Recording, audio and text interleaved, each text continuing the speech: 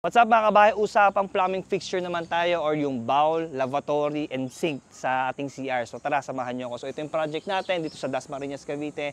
And syempre, papasukin natin yung ating powder room muna dito sa ground floor area.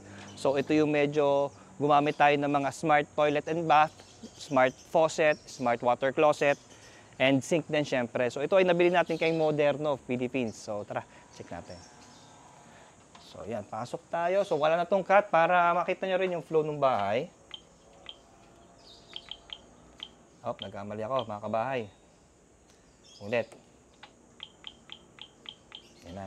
Alright. So, pasok tayo. So, ito yung living area, dining, and kitchen area. So, ang ganda, no? Then, dito tayo sa powder room. Dahil usapang plumbing fixture to, titingnan natin. So, dahil patay pa siya ilaw, buksan natin. So, yan. So, una, gumamit tayo ng mirror na may background na ilaw. So, ang ganda dahil pag nagsasalamin ka, patay si ilaw, alam mo yun, kahit hindi nabuksan yung ilaw, is magagamit mo pa rin, makikita mo pa rin yung sarili mo. So, buksan na natin siya. Next is yung ating smart na faucet. So, faucet is nagagamit mo siya, flexible siya sa left and right, up, down, then ito turn mo pa siya sa ganyan.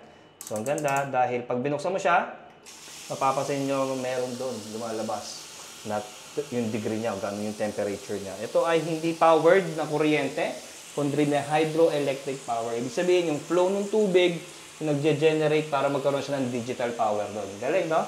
So, yan. Hindi ko lang matetest yung habang may tubig, pero yan. Pag magtututbrush, pag ililiko, kanan kaliwa, pwede rin. Meron din siyang hot and cold. So, meron tayong heater sa ilalim. Alright? So, next is yung ating smart water closet. Ito malupit to dahil paglapit lang, automatic na siyang bumubukas. So, maganda dahil meron siyang remote control. So, ito, meron siyang flush, meron siyang bidet sa rear and sa front. Yung cover, nakakontrol din dito, nabubuksan. And may temperature din siya dun sa yung nilalabas na water ng bidet, napakagaling. And, syempre, meron din siyang massage. Ibig sabihin, yung bidet mo is gumaganon, up, down siya. So, may lighting din siya sa gusto nating itsura ng ilaw. So, ipababa ko para mas makita nyo. So, ayan. So, Sir Ivan, kung makikita natin dito, no, may pailaw pa si Mayor. Grabing bowl yan. So, patayin ko para mas ma-appreciate natin. O, diba? So, imagine niyo kayo ay CCR lang. So, usually, inaantok pa tayo.